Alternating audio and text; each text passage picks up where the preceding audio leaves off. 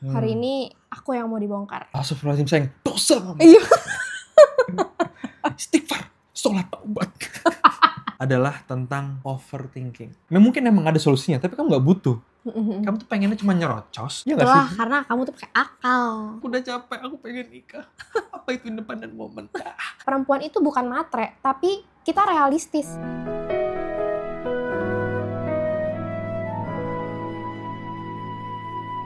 Assalamualaikum warahmatullahi wabarakatuh. Waalaikumsalam warahmatullahi wabarakatuh. Moshi. Moshi. Apakah? Promosi. Kembali Perbaikin lagi. dong, perbaikin. Oh iya. Apa tadi ngomong? Promosi. Harusnya apa? Permisi. Oh, aku pikir kamu lagi ngomong bahasa Jepang. Sorry. Oke, kita mulai ya. Oke. Seperti judulnya yang teman-teman baca, hari ini aku yang mau dibongkar. Gantian. Kita pengen korek-korek apa yang ada di pikiran cewek kah? Jadi sekarang kita pengen tahu nih, apa sih yang ada di pikirannya perempuan tuh? Apa yang ada di kepalanya perempuan? Apa yang mereka pikirkan tentang beberapa hal? Kamu kan kemarin waktu ya maksudnya? Iya, ini. Oh ya. Waktu adalah ini. Iya betul. Kamu kan kemarin sempat buka question box kan di story dan aku baca sekilas itu banyak banget. Tapi yang pertama kali sering aku lihat adalah tentang overthinking. Overthinking mungkin apa ya? Ada yang bilang gini, overthinking tentang misalnya paling gampang apa ya sama laki-laki deh. Misalnya nih laki-laki bersikap sama dia beda gitu misalnya. Ini temennya dia misalnya bersikap ke dia beda, terus dia jadi overthinking. Oke. Terus dia ngerasa nggak pede dengan penampilannya, dia bisa overthinking. Terus apalagi ya tadi tuh banyak deh tentang overthinking. Ya. Padahal tuh mungkin sebenarnya buat laki-laki itu kayak nggak ada masalah sama sekali gitu loh. Oke. Misalnya nih kamu ternyata nggak tahu ya pernah merasa atau nggak. Misalnya kalau nggak salah kamu pernah ya perihal apa ya mungkin lipetan hijab kayak atau mungkin ini deh kusut baju kusut apa nggak apa sih namanya itu nggak disetrika atau gimana. Buat kita ya maksudnya laki-laki ya apalagi aku ngeliat kamu itu ya udah nggak apa-apa biasa aja kok nggak apa-apa gitu loh. Tapi mungkin kamu jadi overthinking gitu loh. Iya.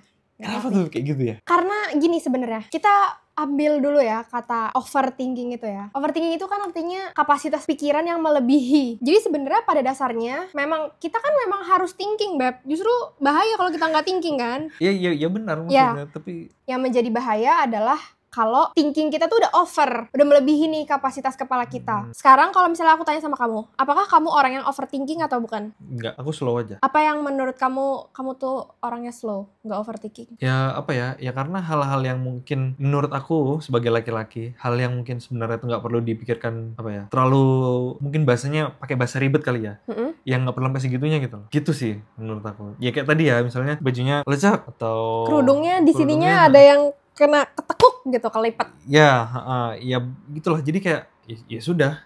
Jadi kalau menurutku, aku tuh ada waktu dimana aku overthinking, ada dimana aku biasa aja, nggak banyak yang aku pikirin. Dan aku ngelihat kamu pun juga kayak gitu, Beb. Aku tuh somehow merasa ada beberapa hal yang kamu tuh agak overthinking.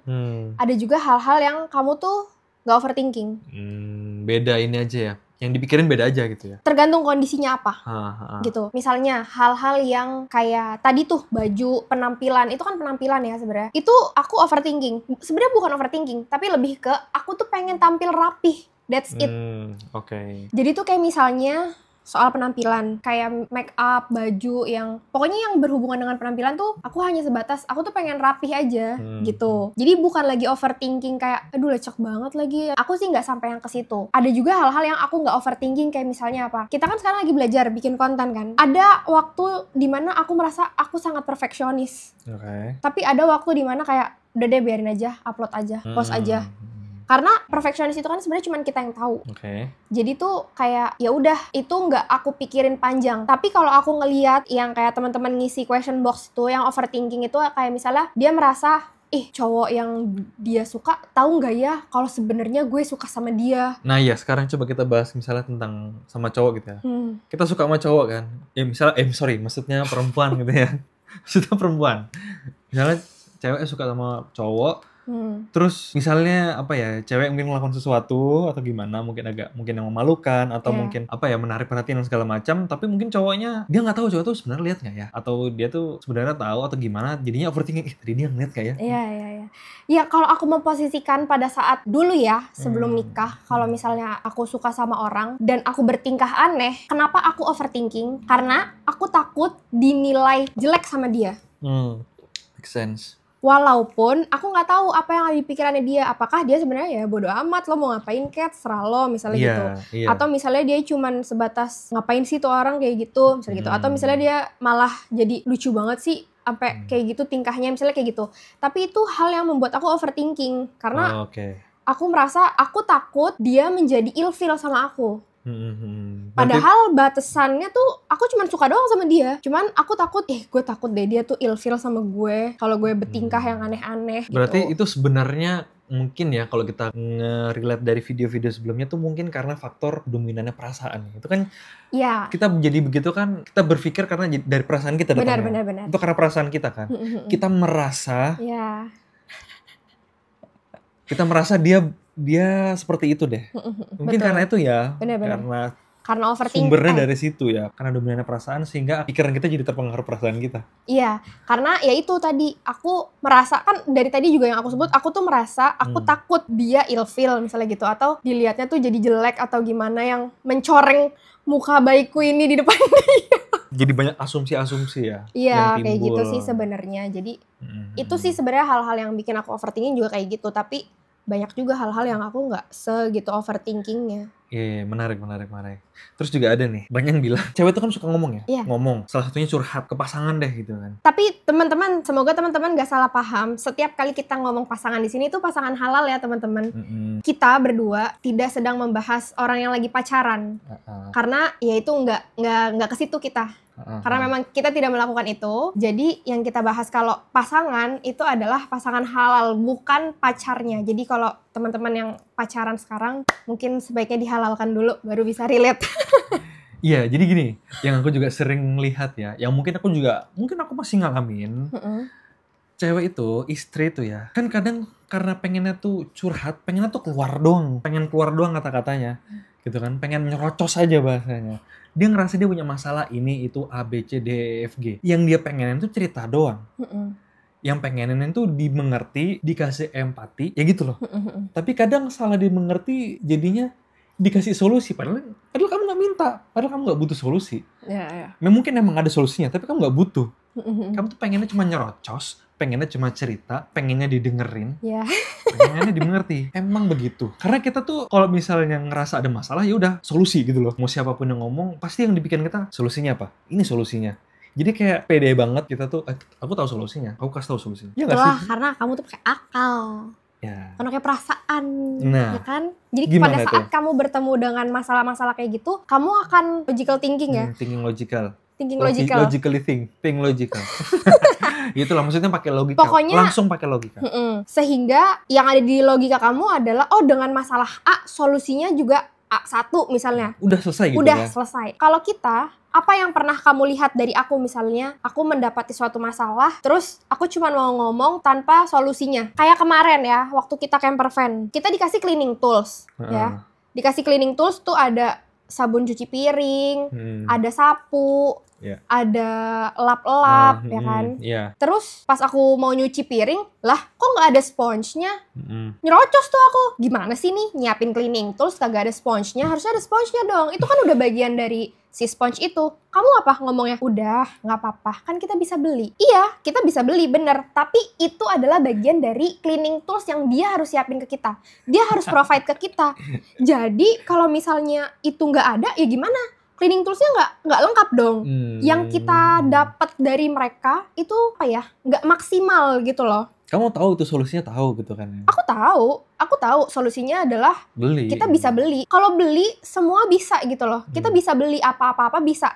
Tapi bukan masalah bisa beli atau enggaknya, tapi masalah bagaimana mereka itu memprovide cleaning tools yang semestinya. Misalnya nih kita di hotel, terus ternyata bagian toiletries-nya misalnya nggak ada sikat gigi atau misalnya nggak ada sabun. Bisa nggak kita beli ke supermarket, minimarket? Bisa, tapi itu bukan poinnya. Poinnya adalah bagaimana mereka harusnya memprovide kita secara maksimal. Makanya kita nyerocos dulu. Gimana sih? Harusnya lo siapin dong sikat giginya. Sabar. Kan gue emosi juga sekarang. Sabar. Padahal udah lewat loh. Udah punya sponsnya. Malah kita bawa pulang lebih itu spons. Kita butuh 1, tapi yang paling dikit cuma ada 3 isinya. Nah, itu juga hal-hal yang aku tuh merasa aku jadi emosi. Sabar lagi. Sabar, Neng. A'udzubillahi minasyaitonirrajim. Beb, karena harusnya kita nggak beli sebanyak itu, tahu nggak? Siapa yang mau beli sebanyak itu? Makanya, itu kan. Kenapa coba dia ngasihnya tuh 3 kan, yang paling kenapa? sedikit? Kenapa dia bikin cuma kayak 1? Nggak, yang salah itu bukan kemasannya 3. Kenapa dia nggak nyiapin sponsnya? Karena mereka nggak nyiapin kan kita jadi harus beli. Nah, itu adalah salah satu contoh yang kita tahu solusinya adalah beli, tapi nggak bisa langsung beli. Kita harus ngomong dulu. Itu adalah bagian dari unek-unek dalam hati yang harus keluar. Harus didengar. Sama kalau misalnya mungkin kamu cerita atau ya cewek-cewek yang pada umumnya mungkin cerita tentang misalnya temennya atau misalnya cerita seseorang lah, bukan temennya, orang gitu ya, orang lain. Aku tuh mas ketemu orang gini. Misalnya aku dalam pikiranku atau misalnya aku nyerocosnya langsung, ya udah kan tinggal gini aja. Kamu nggak pengen itu kan sebenarnya? Enggak. Pengennya justru iya ya, tuh orang ya bener-bener pengennya tuh kayak disupport gitu ya. Harus kalau kita udah panas, kamu tuh harus semakin manas gitu loh. Kamu harus semakin manas-manasin kayak, mas kamu tau gak sih masa sih ini? Kamu jangan gak usah diomongin. Gak boleh kamu kayak gitu. Kamu harus kayak, sumpah gimana? Terus apa? Lanjut. Parah banget itu orang. Parah banget. Harusnya dia ngerti dong gitu iya, ya. Harusnya gitu. Jadi harus istri berapi-api, suami harus semakin berkobar-kobar gitu ya. Harus semakin menyala. Biar makin menyala lagi gitu ya. Iya harus gitu. Panas gitu. Iya. Jadi aku tuh merasa gini Beb. Ada hal-hal yang kita perempuan berusaha untuk mengerti bagaimana jalan pikir laki-laki. Jalan pikir pasangan kita, suami kita. Tapi di saat yang bersamaan, suami kita ini juga harus punya kepekaan, punya insting untuk ngikut ke kita juga gitu loh. Jadi aku berusaha memahami akal pikiranmu, kamu juga berusaha memahami apa yang aku rasain. Kalau aku kesel, jangan malah, selama ini sih enggak ya, tapi ada juga kan orang yang misalnya nih, istrinya kesel malah dibilang, ngapain sih pakai kesel-kesel segala, udahlah biarin aja. Oh, gak tahu itu hati tuh makin panas rasanya kalau digituin, pengen tak tonjok gitu. Gak bisa itu digituin. Mungkin ada ya porsi-porsinya untuk apa ya, bersikap seperti itu. Tapi mungkin pada dasarnya yang aku tangkap itu adalah suami itu harus empati ya. Empati untuk mendapatkan emosi yang sama gitu. Benar. Itu dia jadi kuncinya. Jadi merasa dihargai gitu loh ketika bercerita gitu kan. Empatinya itu ya sebenarnya kuncinya. Iya, harusnya gitu. Karena kan ya suami tetap, menurut aku ya, suami tetap perlu untuk menjaga lisan dan segala macem. Tapi empatinya juga jangan lupa gitu loh. Iya, yang sering dilupain kan empatinya, di skip bahasanya kan. Iya, betul. Langsung to the point, langsung ke solusi. Tapi empatinya di skip. Iya. Kalau yang aku tangkap gitu ya. Benar. Apalagi kalau misalnya pada saat cuman berdua nih, suami sama istri, terus kita misalnya ngegosip dalam tanda kutip ya. Iya. Terus aku panas gitu. Ya udah, orang yang cuman panas kita berdua doang gitu loh, Beb. Enggak, misalnya astagfirullahaladzim sayang, dosa. Iya. Istighfar, sholat taubat. Kalau sampai kamu ngomong kayak gitu, aku nggak akan ngomong langsung habis itu, seumur hidupku nggak ngomong aku. Kayak kalau untuk perihal solusi itu nanti sabar gitu ya. Iya, ada waktunya. Waktunya. Tapi ngobrol dulu bahasanya gitu. Udah lagi di puncaknya nih, terus disiram air. Wah. Langsung udah nggak akan lagi keluar tuh api, nggak akan lagi mau. Iya. Padam lah. Terus ada juga nih pertanyaan, ini dari laki-laki ya. Dan ini mungkin pertanyaan yang sering dipikirkan laki-laki menurut aku. Apakah kamu pernah memikirkan hal itu juga? Iya. Oke. Terus terang ya, dan aku rasa ini hampir semua laki-laki mungkin akan berpikiran seperti ini, atau mungkin semua ya. Karena ini merasa tanggung jawabnya, yaitu perihal definisi mapan, definisi kecukupan. Kadang laki-laki tuh kadang kurang pede kalau misalnya nih merasa untuk biaya bulanan mungkin belum cukup sebelum nikah ya ini ya. Biaya bulanan belum cukup, mungkin dia merasa pendapatannya masih kecil, dia merasa belum mapan karena belum punya ini itu dan segala macamnya. Jadi dia ngerasa dia nggak berani maju karena dia merasa belum punya secara finansial. Ya. Yang dipikirkan perempuan tuh gimana sih? Perihal kemapanan ya. Ya, atau perihal finansial lah. Oke. Tapi biasanya kan laki-laki sebenarnya pengen berjuang, tapi itu kayak sudah belum sampai situ tuh sudah drop duluan drop ya. duluan, sudah mundur duluan karena itu merasa belum cukup. Gimana tuh Beb kalau menurut perempuan? Sebenarnya yang perlu digarisbawahi adalah yang tadi kamu bilang, laki-laki itu mau berjuang. Karena nggak semua laki-laki itu mau berjuang, menurutku. Jadi perihal mapan adalah bagaimana dia itu menunjukkan effortnya dia untuk mengarah ke titik mapan itu. Ikhtiarnya ya. Ikhtiarnya apa? Kalau aku pribadi sebagai wanita dan aku adalah wanita karir, yang mana sebelum aku ketemu kamu, aku juga sudah punya penghasilan, dan setelah kita menikah, kamu tidak melarang aku untuk bekerja. Jadi, kamu tetap membolehkan aku punya penghasilan sendiri, tapi kamu tahu, kamu adalah provider utama dalam rumah tangga kita. Yeah. Sekarang juga ada istilah baru namanya provider mindset. Jadi, bagaimana laki-laki itu berusaha untuk memprovide kebutuhan istrinya, kebutuhan keluarganya. Oke. Nah, sebenarnya perihal mapan itu yang menurut aku ya, sebagai perempuan dan wanita karir adalah bagaimana dia itu, walaupun dia tahu kita tuh perempuan punya duit, kita perempuan bisa beli ini, bisa. Tanpa dia ngasih duit pun kita bisa. Tapi yang disebut dengan provider mindset itu adalah walaupun dia tahu, dia tetap berusaha untuk ngasih itu. Tetap menjalankan kewajibannya gitu ya. Bukan dinilai dari angkanya gitu. Bukan dinilai dari angkanya, tapi bagaimana dia itu tetap punya ikhtiar untuk memenuhi kebutuhan si perempuannya. Kebutuhan dasar perempuan tuh apa sih? Pertama kan tempat tinggal. Kan sandang, pangan, papan, itu aja dulu sebenarnya yang penting. Skincare tuh nomor 4 deh, tapi yang penting itu sandang, pangan, papan dulu. Kalau misalnya sandangnya sudah terpenuhi, pangannya sudah terpenuhi, papannya sudah terpenuhi, alhamdulillah kalau ternyata bisa dimampukan juga untuk kebutuhan-kebutuhan yang lain. Misalnya kayak skincare misalnya, atau misalnya apa gadget-gadget, atau misalnya liburan, atau misalnya hiburan, kita mau pergi kemana-kemana, jajan, dan segala macam. Tapi menurutku, poin utamanya adalah di sandang, pangan, papan. Jadi perihal mapan itu sebenarnya kita juga nggak bisa menilai dari nominal, menurutku. Karena setiap orang tuh punya standar hidup yang beda-beda. Ada orang yang dengan 5 juta sudah cukup. Ada orang yang dengan 5 juta itu, wah kurang. Itulah kenapa sebenarnya kita itu perlu cari pasangan yang sekufu, yang setara, yang sefrekuensi. Jangan sampai laki-lakinya cuma punya kemampuan per bulan misalnya 3 juta. Ternyata mau ngelamar anak orang yang pengeluaran per bulannya 30 juta. Susah kan? Iya, tapi bukan berarti salah itu. Bukan berarti salah, tapi menurut aku itu sesuatu yang tidak setara. Jadi agak berat nih untuk si laki-laki ini. Kalau misalnya si laki-laki yang misalnya dengan kemampuan 3 juta ini menikah dengan yang sama-sama 3 juta, atau kalaupun misalnya lebih tinggi dikit ya, masih 5-7 juta deh misalnya, dalam 1 bulan ya. Mungkin masih cukup mudah mengcovernya. Tapi kalau udah sampai lonjakannya beda 10 kali lipat, ya menurutku itu dia mencari masalah. Walaupun sebenarnya ada juga pasangan yang seperti itu, istrinya tuh mungkin sebenarnya alokasi rezeki yang lebih gitu ya secara finansial, dipasangkan dengan laki-laki yang mungkin berkecukupan gitu. Ya in the end ternyata Allah titipkan bisnisnya seorang istri ini, jadi diatur sama laki-lakinya gitu. Jadi si istri itu jadi mensupport. Jadi menurut aku secara finansial juga itu adalah bukan dari angkanya aja. Benar. Tapi mindset tentang finansial. Bagaimana dia bersikap ketika dia punya penghasilan segini, bagaimana dia bersikap ketika dia dapat angka yang lebih gitu. Karena menurutku juga mindset kita tuh juga perlu disesuaikan dengan berapa pengeluaran dan pemasukan kita.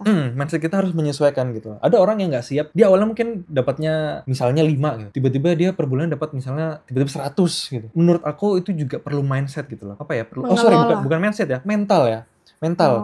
Harus siap gitu loh. Siap ketika Allah kasih segitu dan segala macamnya. Gitu. Dan juga ya, menurut aku ada juga laki-laki yang mungkin merasa, atau seorang suami yang merasa rendah atau merasa belum bisa mencukupi, merasa wibawanya jatuh ketika seorang istri punya penghasilan yang jauh lebih besar daripada suaminya. Oh iya, itu juga perihal itu. Apa sih kalau menurut kamu, apa yang dirasain sama suami kalau misalnya ternyata memang Allah titipkan rezekinya itu lebih besar di istrinya, bukan di suaminya?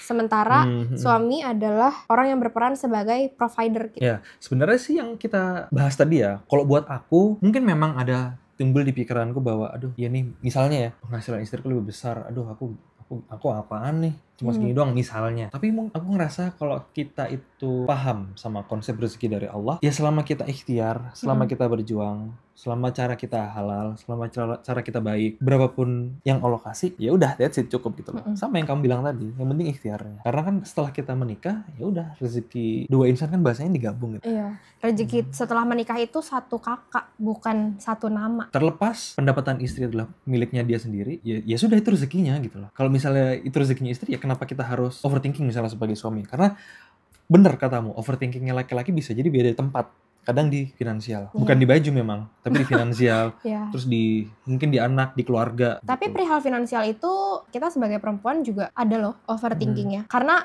menurut aku juga sempat baca katanya kenapa sih cewek itu matre. Menurut aku ya, yang bisa aku analogikan secara sederhana adalah lihat deh pakaian kita. Kamu cuman perlu kaos, aku perlu jilbab, perlu daleman jilbab, perlu baju. Di situ aja udah terlihat kebutuhan perempuan itu memang lebih banyak daripada laki-laki. Daleman deh, daleman cewek 2, cowok cuma 1. Ya nggak? Baju, cowok mungkin ya udah tangan pendek aja bisa. Tapi kita kan yang menutup aurat harus tangan panjang, harus celananya juga lebar atau roknya juga lebar, jilbabnya juga mungkin ada yang panjang. Jilbab panjang itu bahannya aja udah mahal, bahan jilbabnya. Terus dibikin lagi jilbab, dijahit, itu mahal juga. Kalau udah punya semua, belum tentu warnanya punya kan? Nah, kalau udah punya misalnya satu warna apa, belum tentu warna yang lain kita punya. Jadi harus lengkap ya. Iya, tapi terlepas dari maksudku, terlepas dari warna dan lain-lain itu, secara penampilan, secara fisik, perempuan itu punya kebutuhan yang jauh lebih banyak daripada laki-laki. Salah satunya analoginya adalah tadi secara berpakaian. Kita perlu jilbab, laki-laki nggak perlu pakai penutup kepala. Gitu. Baju kita perlu yang panjang dan besar, laki-laki nggak perlu kayak gitu. Laki-laki cukup baju atasan sama celana, that's it, selesai. Kalau kita nggak, ada bagian-bagian yang lain memang harus ditutupi, dan itu adalah bagian dari kebutuhan. Sehingga perempuan itu bukan matre, tapi kita realistis. Kebutuhan kita memang lebih banyak dibanding laki-laki. Jadi alokasi budgetnya untuk penampilan tuh lebih ke perempuan. Tapi kalau laki-laki di makan. Sama hobi kadang-kadang. Laki-laki tuh ya, kalau udah punya hobi, dia jarang beli. Tapi sekali beli, mahal. Iya. Terus kayak misalnya sholat. Kamu sholat kayak gitu aja bisa, ya nggak? Tapi perempuan, ya mungkin karena budaya Indonesia ya, jadi ada mukena. Walaupun di luar, kalau di luar tuh... Iya, kita jarang lihat orang pakai mukena ya. Nggak ada. Di sini tuh nggak ada orang yang pakai mukena. Jadi, iya, nggak ada malah. Ya mereka hanya dengan bajunya aja yang tertutup dan panjang itu udah. Jadi kayak atas itu aja. Udah jadi kayak mukena gitu bahasanya. Bajunya tuh udah kayak mukena. Gitu. Jadi bukan matre, tapi kita realistis bahwa kebutuhan kita itu memang lebih banyak daripada laki-laki gitu. Mungkin sebenarnya relate sama apa yang kita bahas juga di awal ya, perihal ya penampilan ujung-ujungnya ya, terus kepemilikan ya gitu kan. Harta itu kan nggak cuma uang. Iya. Jadi mungkin ya apa ya tas mungkin, sepatu, terus skincare, pakaian dan segala macam itu kan ya memang kita bisa lihat banyaknya di cewek. Kecuali nih, kan coba kamu sebagai suami mau nggak istrinya cantik? Mau banget. Mau banget. Ini aja aku lagi ngeliat cewek ini cewek cantik. Bab. Sorry. Jadi kecuali kalau misalnya si suami itu mau melihat pasangannya biasa aja, nggak secakep itu, nggak seterawat itu, nggak secantik misalnya dalam tanda kutip ya. Tidak merawat dirinya. Kalau misalnya si suaminya fine-fine aja dengan istri yang kayak gitu ya silahkan. Tapi harus bisa menanggung resikonya juga dong. Ya karena ya istri tuh memang apa ya, kalau dalam ajaran agama kan juga sebenarnya salah satunya kan merawat diri kan. Walaupun tetap disesuaikan dengan budget dan kemampuan masing-masing gitu. Iya, tetap disesuaikan dengan budget. Level setiap orang akan beda-beda. Dan aku pribadi, karena aku merasa aku punya penghasilan sendiri, jadi aku tuh justru misalnya ada yang belum bisa kamu provide misalnya. Tapi karena aku dari keinginan aku sendiri, aku tuh ingin dalam tanda kutip bikin kamu senang. Makanya ya udah itu aku beli, aku yang beli nggak apa-apa. Ya itu juga balik lagi sebenarnya ke masing-masing orang ya. Kalau aku tuh tipe yang kayak gitu. Jadi ada yang misalnya mungkin kamu nggak kepikiran beli itu, tapi aku kepikiran buat kita juga sebenarnya. Ya udah, aku yang beli gitu. Jadi kita tuh mengalokasikan dana. Kamu misalnya bagian rumah, bagian apa yang utama-utama gitu misalnya. Tapi aku yang perintilan-perintilan nih yang kecil, apalah, yang sekiranya mungkin kamu nggak kepikiran, tapi menurut aku kayaknya kalau kita beli bagus juga deh, misalnya gitu. Ya itu walaupun itu sebenarnya bukan sebagai kewajiban seorang istri, tapi itu hanya sebagai apa ya, rasa sayang, rasa cinta, peduli. Betul. Jadi ya apa ya, mungkin bisa dianggap sebagai hadiah gitu kan, karena sayang. Terus sekali Kamu sayang. Kamu sayang gak sih sama aku? Sayang banget. Terus nih Beb, ada juga pertanyaan. Gimana sih perempuan tuh menilai seorang laki-laki kalau dia tuh udah siap nikah? Misalnya nih, I don't know, misalnya ada laki-laki yang datengin dia tuh bisa nggak sih ngeliat ini orang udah siap nikah nih, ini orang belum siap nikah, atau yang penting ada yang mau ke aku mau, aku terima. Karena dia apa ya, cewek udah desperate gitu, udah capek. Aku udah capek, aku pengen nikah.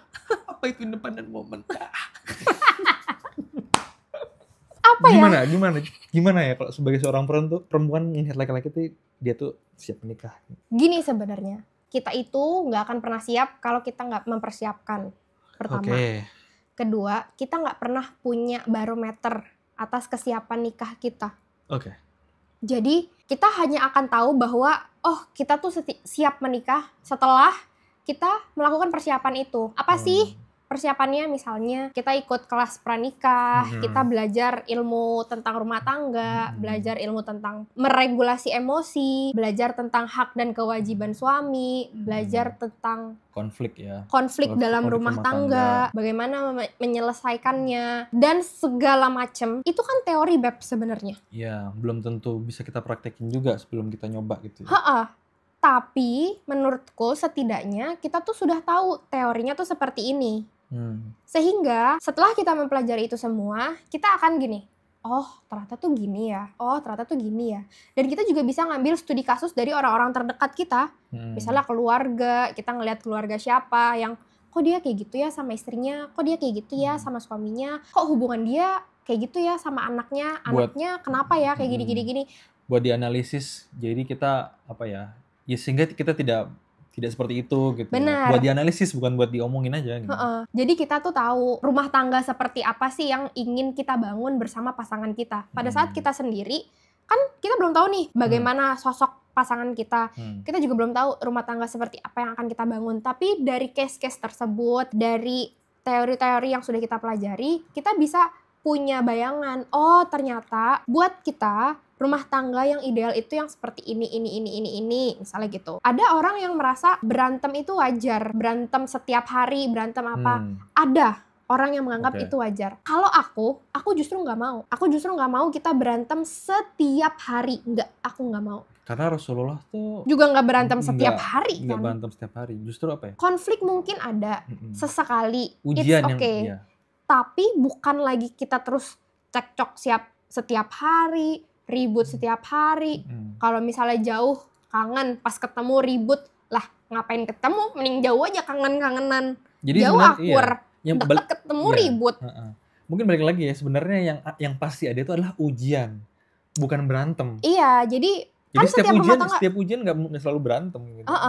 Maksudnya tuh kita kan pasti ya konflik-konflik kecil pasti ada lah, kesel-kesel dikit pasti ada, tapi bukan lagi kita harus berantem setiap hari. Kalau aku, iya benar. Justru aku nggak mau punya rumah tangga yang menormalisasi ribut atau berantem setiap hari gitu. Jadi aku justru kemarin ya ngelihat perjalanan kita kemarin camper van 6 hari, aku tuh sangat bersyukur loh Beb, kita nggak ada berantem sama sekali. Sama sekali kita nggak ada berantem. Kita tuh menurut aku kita saling backup. Jadi ada momen dimana aku mulai nggak enak nih. Aduh nggak enak nih gue. Nggak enak. Itu kamu tuh menenangkan. Ada momen dimana aduh kamu mulai nggak enak nih. Mulai aduh pokoknya nggak enak. Terus aku menenangkan. Kenapa? Karena kita nih lagi perjalanan jauh, lagi safar, lagi capek juga, tapi kita di sisi lain menikmati liburan kita. Jadi aku nggak mau justru kita ada bete-betean dan segala macam, dan aku bersyukur kita tuh kemarin sama sekali nggak ada berantem selama perjalanan itu. Jadi itu rumah tangga yang ada di kepalaku tuh seperti itu gitu. Perihal ngelihat laki-laki yang sudah serius atau belum, aku melihat bagaimana ikhtiarnya dia sih sebenarnya. Kalau aku ya pribadi melihat bagaimana pertama cara dia menjemput aku. Sebelum kamu ada yang pernah mau ta'aruf sama aku. Tapi aku kurang srek dengan cara dia yang langsung. Kalau aku ya teman-teman, ini nggak bisa disamain sebenarnya. Kalau teman-teman merasa fine dengan langsung disampaikan kayak gitu, nggak apa-apa banget. Tapi kalau aku pada saat itu, aku merasa kayak ini minus nih buat aku gitu. Jadi kayak gitu penilaian aku. Ya mungkin ada case-case yang detail yang mungkin kamu ngerasa nggak serk lah. Kayak gitu. Terus kayak bagaimana cara kamu itu meng-approach aku untuk kamu nih dulu datangnya ke aku tuh mau ta'aruf ya, bukan mau pacaran. Kan beda, orang yang niatnya pacaran sama orang yang niatnya ta'aruf pasti tuh beda. Jadi karena aku merasa kamu tuh udah mulai kamu mengerti di step awal saja, kamu sudah mengerti, sudah paham bahwa ini loh jalan yang Islam kasih untuk ke jenjang pernikahan. Hal itu menjadi poin plus buat aku gitu. Jadi aku melihat laki-laki yang siap menikah itu juga bagaimana cara dia menjemput kita. Salah satu indikatornya ya. Salah satu indikatornya. Tanda-tanda. Gitu. Terus aku juga dapat komen, Kak, tolong dong bikin platform yang menyatukan orang-orang yang serius mau ta'aruf. Nah, kemarin aku tuh nemu aplikasi namanya Hijrah Ta'aruf. Mungkin teman-teman juga udah pernah ngeliat di reels aku ya. Jujur, aku pribadi, aku salut sebenarnya sama yang bikin aplikasi itu. Kenapa? Karena dengan teknologi yang ada, kita bisa ikhtiar juga melalui jalan itu gitu loh, Beb. Sekarang kan banyak banget orang-orang yang udah pada ketemu jodohnya lewat aplikasi dating dan segala macam. Yang menurut aku berbeda adalah kalau aplikasi dating pada umumnya itu ya dating aja. Ya cuman berdua doang antara laki-laki sama perempuannya. Tapi kalau yang di Hijrah Ta'aruf ini, aku melihatnya ikhtiar mereka di awal itu sudah baik. Sudah menjadi poin plus menurut aku. Sehingga pada saat mereka mau ta'aruf, tapi mereka nggak tahu nih medianya gimana. Mereka nggak tahu caranya gimana. Mungkin sama kayak kita yang masih sama-sama belajar. Jadi dengan step awal mereka itu memilih untuk ta'aruf, itu menjadi poin plus juga sebenarnya buat aku. Iya, benar. Jadi kalau misalnya teman-teman nanya platform orang-orang yang serius mau ta'aruf, coba deh teman-teman download aplikasi namanya Hijrah Ta'aruf. Karena itu bagus banget, fitur-fiturnya ada perempuannya itu fotonya di blur, walaupun sebenarnya masih kelihatan, tapi ada blurry sedikit gitu. Terus kita juga bisa ngeliat, nyari siapa yang terdekat. Misalnya kita mau nyari jodoh yang deket-deket kita, atau sebenarnya bukan nyari jodoh ya. Kita tuh memfilter sebenarnya, memfilter kira-kira siapa nih yang cocok sama kita, kira-kira siapa sih yang kita serap sama dia gitu. Jadi bisa juga dicari di situ. Terus pendamping gimana? Ada nggak? Ada, pendampingnya tuh ada. Jadi kalau kita kemarin kan karena ta'aruf kita mungkin bisa dibilang konvensional ya, Beb.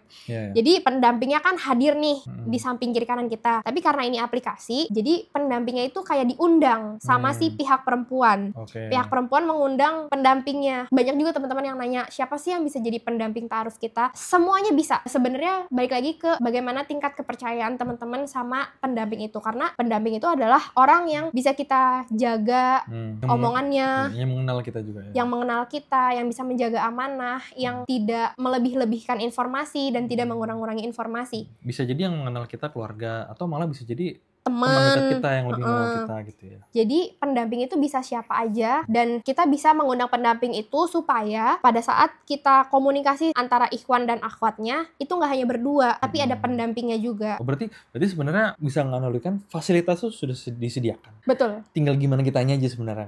Niat kita gimana. Ini udah disediain fasilitasnya. Benar. Sekarang ya udah balik ke kita sebenarnya. Benar. Kita mau bersikap seperti apa dengan fasilitas yang udah dikasih gitu. Benar. Jadi potensi untuk kalau ditanya nanti ketipu, potensi di kayak di PHP-in, di ghosting dan lain-lain, itu ada nggak? Ada pastinya.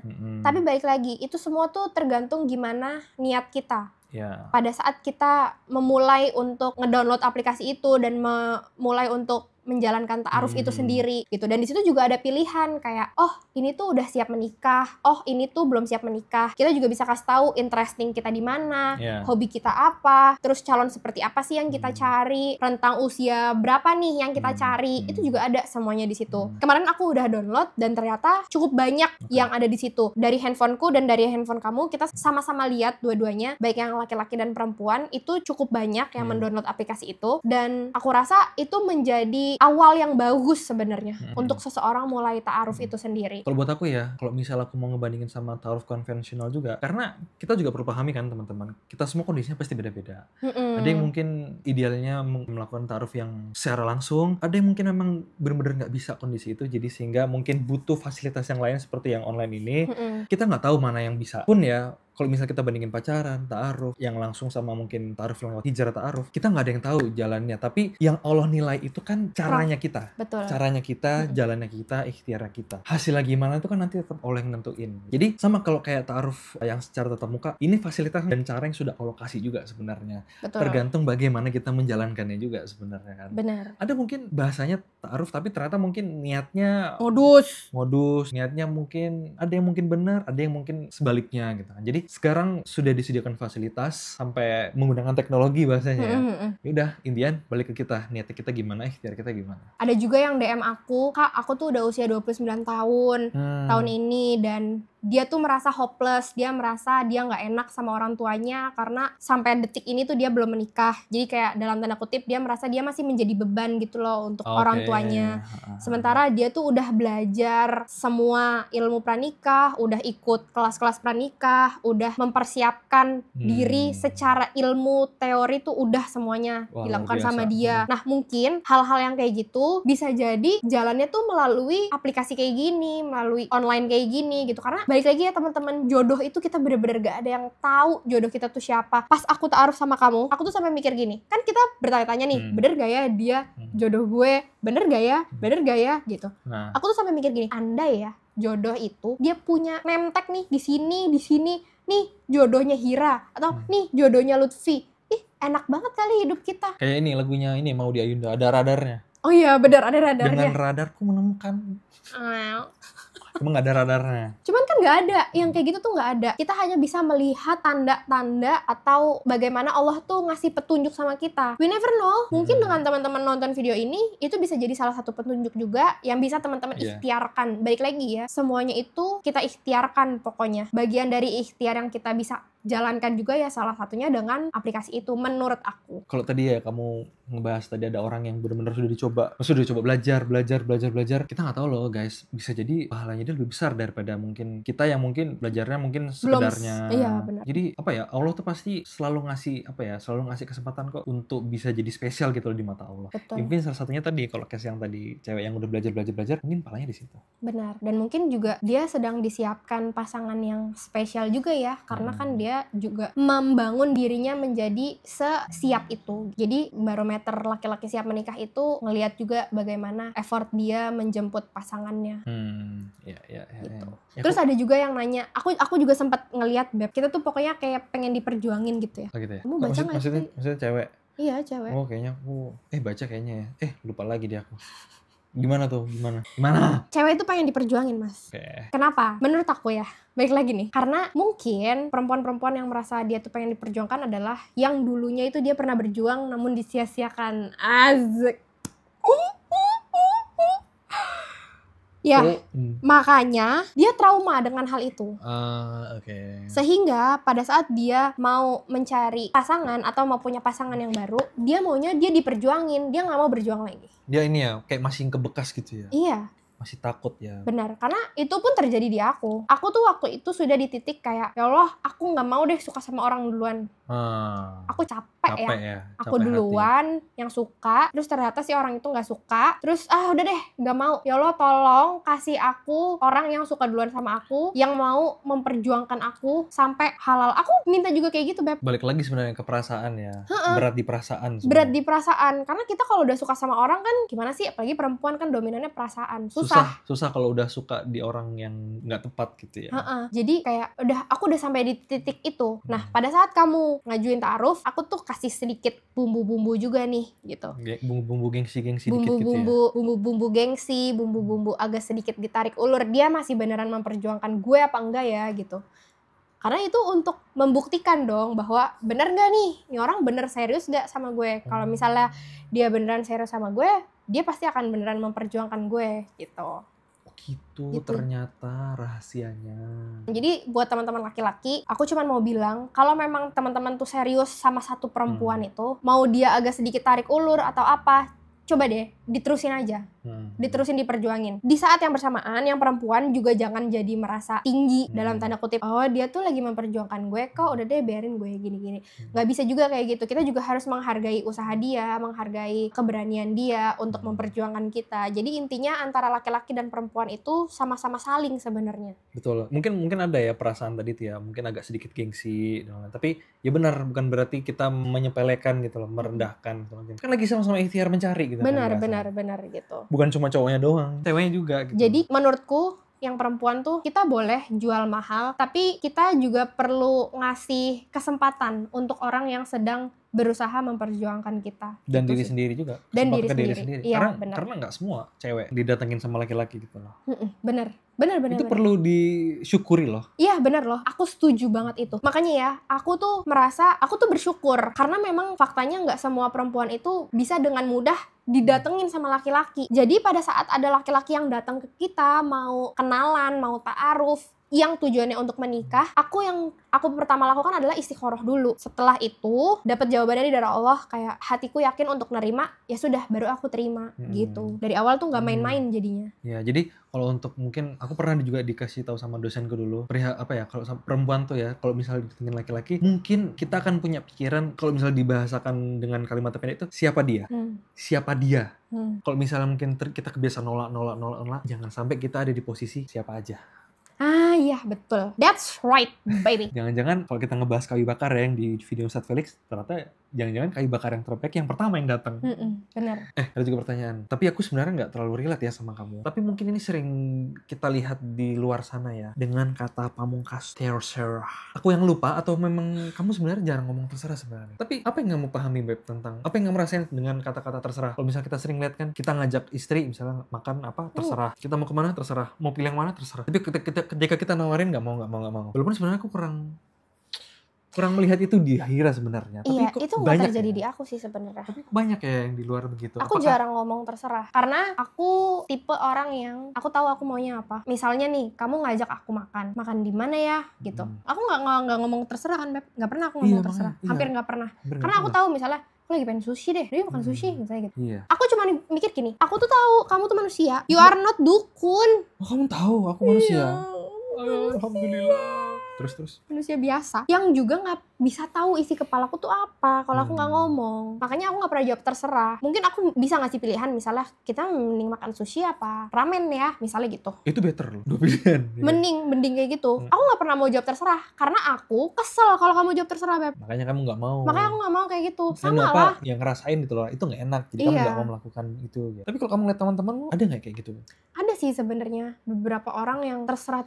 Jujur, aku sebenarnya nggak gitu paham kenapa. Tapi mungkin yang bikin dia jawab terserah tuh balik lagi ya, kayak pengen dimengerti sebenarnya. Tapi yang bikin apa ya, yang bikin bingung kan kadang-kadang kita nyodorin ngasih pilihan ini misalnya nggak ada yang mau. Nah tapi nggak tahu ya, mungkin teman-teman bisa bantu di komen.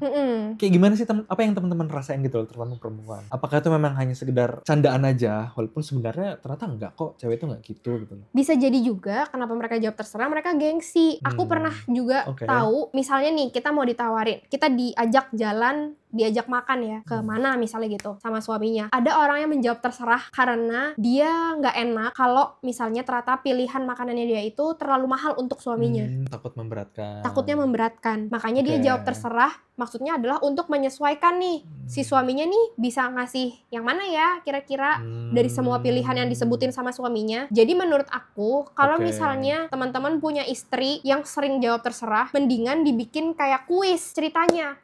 Misalnya gini, tanya, kamu tebak kira-kira kamu mau aku bawa makan kemana hari ini? Walaupun kamu belum tahu akan kemana. Terus misalnya si istrinya jawab, misalnya makan sushi ya, misalnya gitu. Betul, let's go, misalnya gitu. Padahal itu yang dicari sama suaminya gitu. Dan itu juga yang pengennya sama istrinya sebenarnya. Jadi, oke. Itu keren sih menurut aku. Jadi kita tuh nggak merendahkan satu sama lain sebenarnya. Menghargai satu sama lain sebenarnya. Justru mungkin itu yang membuat para istri itu cenderung mengatakan terserah. Tapi kadang juga laki-laki suka ngomong terserah. Ditanya mau masak apa, Beb? Apa jawabnya? Serah. Karena kadang-kadang aku jujur pernah begitu ya. Iya. Sering malah. Sering kamu. Karena aku ngerasa apa yang dia masak tuh aku tuh suka semua gitu.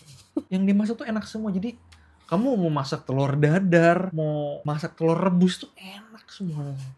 Tapi aku tuh butuh kayak, makanya tadi aku bilang, aku tuh kesel kalau kamu jawab terserah. Tapi aku pernah juga ya, aku pernah bilang, itu telur dadar aja. Tapi dia bilang, tapi maksudnya cuma telur dadar aja. Ya kan? Bingung juga kan gue. Jadi tuh maksudnya kalau aku sebagai istri, aku tuh lebih kepada gini, kamu tuh lagi pengen makan apa gitu loh. Masa kamu pengen telur dadar doang gitu? Masa lo cuma mau makan telur dadar doang lo kagak usah nikah, lo bisa bikin sendiri kali.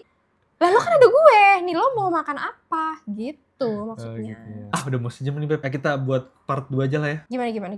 Part 2 perlu gak nih kira-kira? Part 2 aja ya. Masih banyak sebenarnya ya Beb. Aku belum baca semua komennya teman-teman. Pasti banyak lagi kalau misalnya aku list buat ke part 2-nya. Part 2 aja ya, panjangan. Kita belum bahas tentang move on loh. Nah iya betul. Kita belum bahas tentang ilfeel. Kita belum bahas tentang ini. Cowok red flag menurut kita. Terus ada juga, ini juga yang sering kita dengar pas lagi mau PMS suka marah-marah emosi. Emang bener gak sih? Oh iya. Itu bagus tuh Beb topiknya. Udah bahas part 2 aja. Tolong dong share pendapatnya teman-teman juga tentang apa yang kita bahas di sini juga. Kita pengen tahu. Apakah teman-teman juga relate dengan apa yang kita bahas? Silahkan tulis di kolom komen, karena kita pasti baca. Terima kasih ya teman-teman yang udah nonton kita hampir 1 jam ini. Semoga teman-teman laki-laki di luar sana bisa lebih mengerti bahwa pada dasarnya perempuan itu dominan perasaan, dan karena kalian dominan akal, ada hal-hal yang mungkin gak bisa masuk di akal kalian. Yang bisa kalian lakukan adalah empati, menilai dengan perasaan kalian itu sendiri. Gitu sih. Yes, mantap. Thank you teman-teman sudah nonton. Sampai ketemu di part 2. Part 2 gak ya? Ya kita lihat nanti ya. Jangan lupa like, comment, and subscribe. Jangan lewatin doang ya. Pencet subscribe. Jangan lupa di like juga ya teman-teman. Yaudah, dadah. Bye-bye. Assalamualaikum warahmatullahi wabarakatuh. Waalaikumsalam warahmatullahi wabarakatuh.